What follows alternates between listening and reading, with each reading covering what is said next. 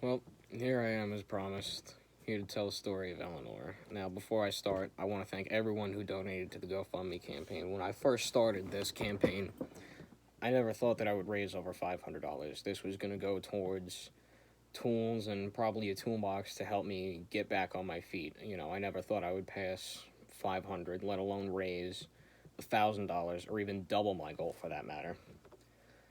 I can't even express how grateful I am how this community has helped me over the past few weeks, and the fact that I've managed to raise almost $2,500 now, it's mind blowing. I can't thank people enough. To me, it doesn't matter if you donated $5 or if you donated $500. Every donation counted, and every donation does count. Whether you donated in person through tools or on the GoFundMe, or even just sent a nice text message, feeling sympathetic. There are some people that might understand, but it's a nice gesture to know that people care. So, Eleanor was my 1981 El Camino. That was my first car, my baby. Battle alone to get the car took a year and a half. My grandmother passed, she left me money in a bank account to buy a car. I'm not going to disclose the amount, but it was a decent amount.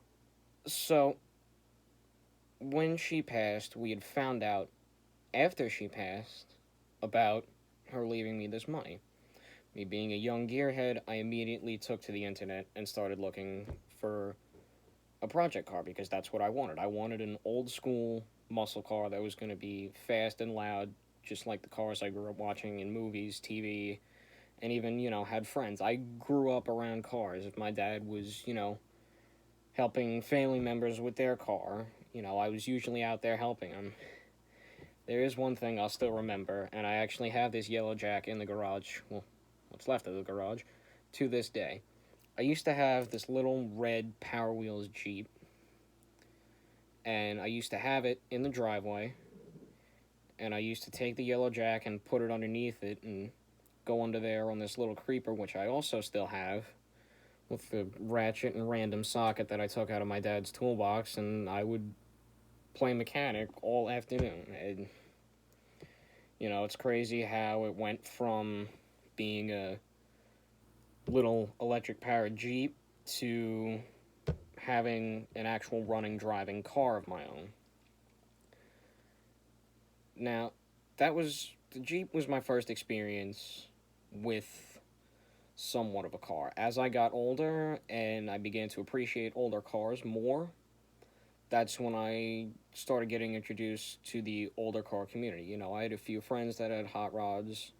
There's still one friend to this day who has a car that I absolutely love. It's a black 57 Chevy Bel Air, and I just can't get over how amazing this car is. It's everything that I wanted. It's fast, it's loud, it's classic, it's just well done overall. I'm sure a few of you have seen it, and you probably know the person who owns it.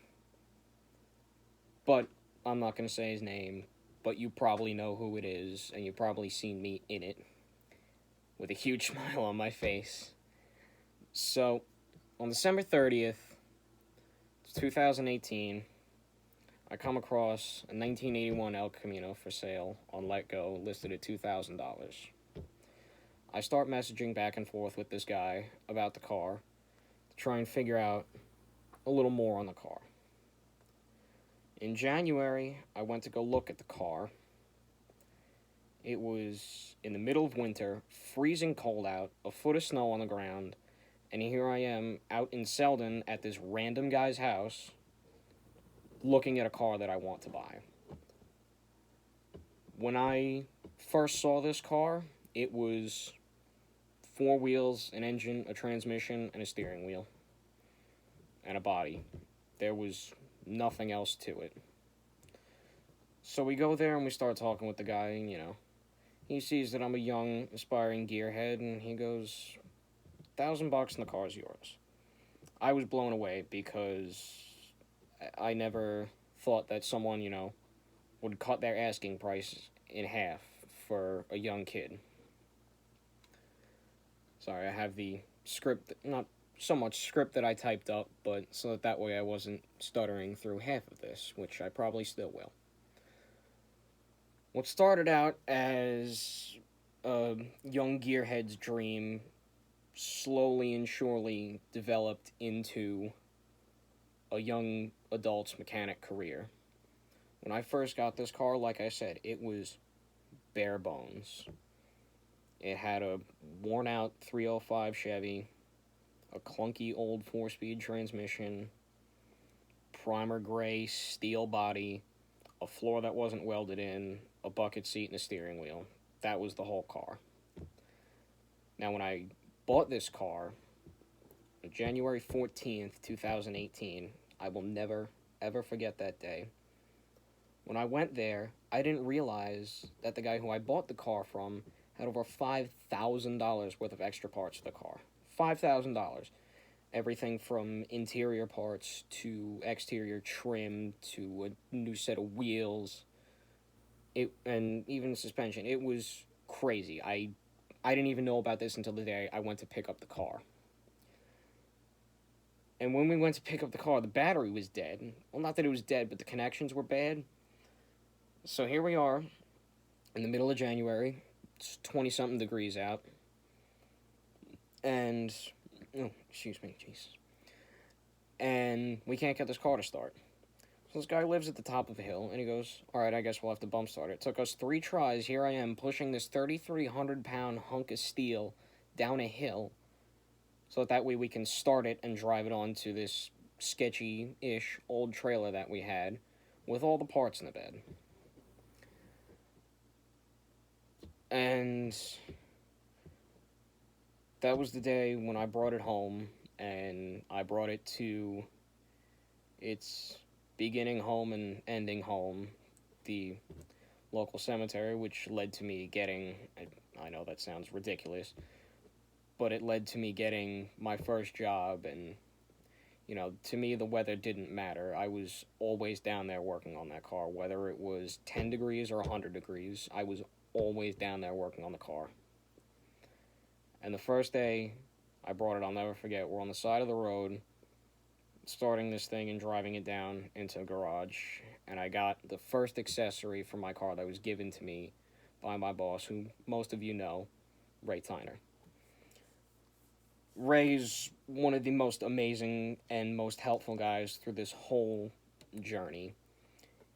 Anything from the first day when he gave me a billiard 10-ball shift knob to getting me a new motor after the old one in the car kind of, not literally blew up, but broke badly. This car meant so much to me because it was a therapy for me. A lot of people don't know that until now. This car was a therapy. When I was in that garage, nothing outside those doors mattered. Not the fact that I didn't really have a home. Not the fact that, all my friends were shitty to me and hated me. None of my emotional distresses and, none of the BS between friends and family. The only thing that mattered was me and working on the car. Nothing else. Not a single thing in the world. I put every dime of my paycheck into this car, and a lot of people know how much I put into the car. Some do, but some don't know the full story. Some have only got what I've told or what my dad has told. I'd get my paycheck, I'd go cash it in my account, I'd be looking for new car parts, and I'd buy them, and I'd be broke within the next 2 or 3 days. It was truly a poor man's hot rod. It was always secondhand parts. If I got anything brand new, it was cheap or lightly used or refurbished. It was always secondhand parts. This was not an $80,000 show car that was built by a professional shop for me that I sold. This was not an $60,000 Lexus that I had my parents buy me because I wanted it, because it looked nice. This is a hand-built hot rod with very minimal tools on a very, very minimal budget in a very small garage in a very cold cemetery. Very cold and very hot. Now, there have been people that have been helping me along this journey ever since I got the car.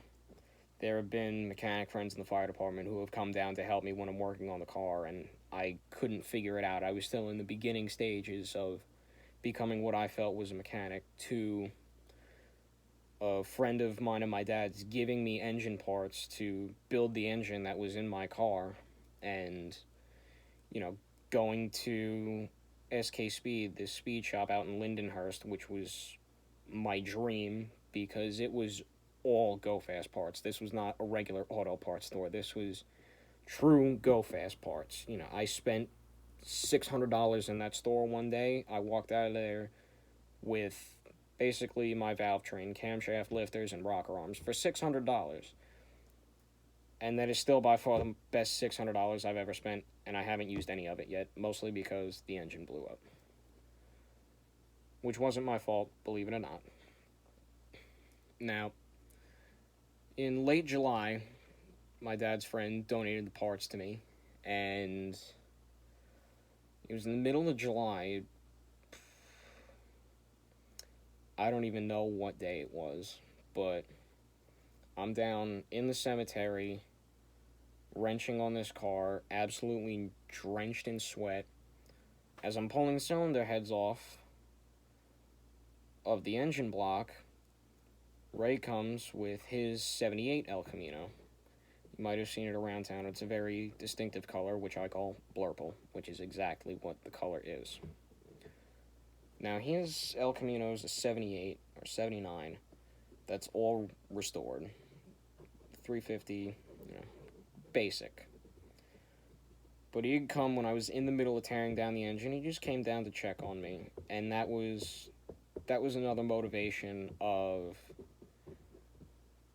why I wanted to see this car on the road, was to someday have something that nice. And that day I finished tearing the engine down, and the next day I started building it up again. And one of the biggest heartbreaks was putting all those hours into tearing down and rebuilding the engine, thinking I covered every step, to realize that when I bought the car, the engine that was in there was not a 350 like I was told, it was a 305. Now, to non-car people, that may not sound like much of a difference, but the reason that it broke was the little valve that lets air into the engine to make it go broke and went into the piston. So I had to pull the engine out. Now, when I pulled the engine out, I had never done it before. I had only seen videos on YouTube, which is how I learned 90% of my knowledge, was through being self-taught, whether it was hard lessons or YouTube or Google or reading online forums. I'm pulling this engine out after throwing it back together because I tore it down, and that's how I realized what was wrong with the engine. So as I'm pulling it out, it's just me. I'm by myself. And my dad and my sister are at the homecoming football game for my high school. Now, this is nothing against him, but, you know, I'm in a garage at 15, pulling the freshly destroyed and rebuilt engine out of my car, thinking, well, what am I going to do now? Do I build an engine that I have laying around, which kickstarted my mechanic career? Or do I just give up? And I chose not to give up, and that was because one of Ray's friends gave me, for zero cost, gave me an engine to put in the car. It was a L82 350 out of a 1974 Corvette.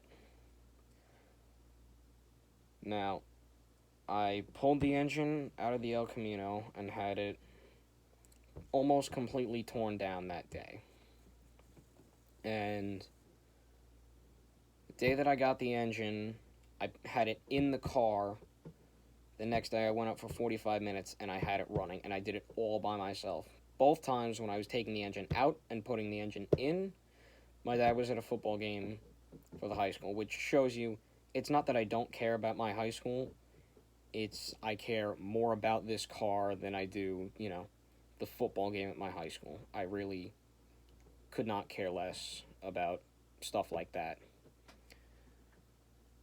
So, now we get to not really everyone's favorite part, but the actual fire. Now, the car was almost done at this point, and the new engine was in there running and driving fine. The only problem was the fuel pump that I had, the electric fuel pump, died. So I went out and I bought a new one, obviously, secondhand, for cheap. Now, this was not a cheap quality fuel pump. The first one that I had on there was, but this was not. So, I go up there, and a lot of the times when I was working on my car, I chose my car over my friends. Not because I don't like my friends, but it's just, it can get so boring, especially when I know I can be doing something on the car. And that day, I had the decision to either go hang out with my friends or stay and work on the car and get it running, which was all I wanted after pulling the engine, putting the engine back in, tearing the transmission out after a clutch was misaligned, mess up by me, and, it was just about ready. So, I go to start the car, all of a sudden I hear a big and then I look under the hood and all I can see is fire from the front of the carburetor to the distributor. First thing I did was I ran into the office and I grabbed the shirt that was on the wall and I started to beat the fire out to try and smother it. And I had it almost out, and as I'm putting it out, I call my dad and I go, the car's on fire, you gotta come up and help me. Now, the water to the building was turned off at this time. This was not so much a safety matter, but it was so that way the pipes didn't freeze up, which I can't blame anyone for. We had a fire extinguisher up there when we first put the car in the garage. That fire extinguisher expired in 1974. Probably wouldn't have done much. But, sorry. But my dad shows up in his truck with half a case of Poland Spring water. I'm still in my coveralls. I'm in there dumping water all over the car. I'm throwing water bottles in the car, hoping that if the fire catches them, it'll break and put them out. But after about 5 minutes of trying to put it out and trying to push the car out, that was one of the... I really wanted to save that car. And, I come stumbling out of the garage, half coughing up a lung, covered in soot, my nose is bleeding, I reek of gasoline because I was working on a fuel pump. And I just lost it because I watched my dreams literally go up in flames. There were flames shooting out of the building, and through the window, I could see the entire car just burning, and I knew it was gone. There was no insurance on the car, there was no insurance on the tools, there was no insurance on the parts. All that stuff is not what I was concerned about. My main concern was the fact that my pride and my hard work was gone. From the beginning, there were hundreds of people that doubted me, that said, you're just a kid, you're never going to be able to do it. And my plan was to stick it to them and show them that I could do it, because I knew I could. But sometimes things just have a way of working out, and it doesn't work in your favor. So, back to the fire. There are flames shooting out of the building. I'm broken down in tears. I'm bleeding from the nose. I'm covered in soot. I reek of gasoline. It took 4 different fire departments to put this fire out, from what I've heard. The reason I say from what I heard is because once the fire department showed up, which was about 3 minutes after we called it in directly, I left because I couldn't stand there and watch my hopes and dreams go up in flames and be destroyed, literally. Like I said, there was no insurance on the car, the parts, or the tools. Those could have all been insured, but the thing that can't be insured is the memories that I had up at that garage, the bond that I made with my dad coming closer. We drifted apart for a while, and it made the both of us upset, but the car brought us back together. And thankfully with the new car, we're still good, and I really hope it stays that way. So it took 4 different fire departments to put this fire out, and if you live in East Northport, there's a decent chance that you either saw the smoke or saw videos of the actual fire, because this is a small town. Nothing ever happens here, so this was the town's entertainment for the day. And there's a whole lot of what ifs in that situation as far as saving the car. What if the water was turned off? What if I had a fire extinguisher? What if whatever happened to the engine was fixed or didn't happen? What if this? What if that?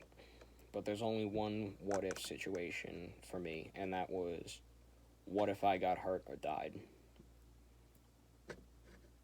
And the only thing I heard from that day, and I still hear it to this day, and it just annoys the hell out of me, it's just a car, it can be replaced. Eleanor was not just a car. Eleanor had a soul, and very few people know that. This car was my escape from all the messed up stuff going on in my life, from not having a home, parents fighting, me fighting with parents, not doing well in school. Everything that was inside that garage was my world. I built my life off that car, and it really steered me into what I wanted to do.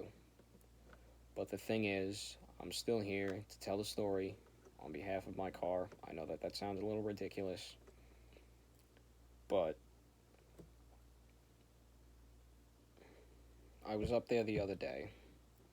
I know I shouldn't have been, because some people will say, don't go and look at what's happened. But I go up there not to look at the fire, to look at the bad things. As I'm walking around the outside of the garage, I'm thinking of all these great memories from the first time that I showed my friends the car to, other dumb things that we did there, which I'm not even going to say because I don't like talking about them and I'll probably get fired. So, we had a lot of fun up there. It sounds weird because it's in a cemetery. I tried to keep them under control, but my dumb teenage decisions got the best of me. So, I'm up at the car the other day. I'm eating breakfast next to the garage. And I'm thinking to myself, what's left of the car? And I go, the frame and the body and the engine and the transmission. That's what's left of the car. The transmission is the heart and soul of a car. And any pride and joy or dream has a heart and soul. It always has a base to it. And that's what keeps you moving. And then there was the frame and the body of the car. That was left.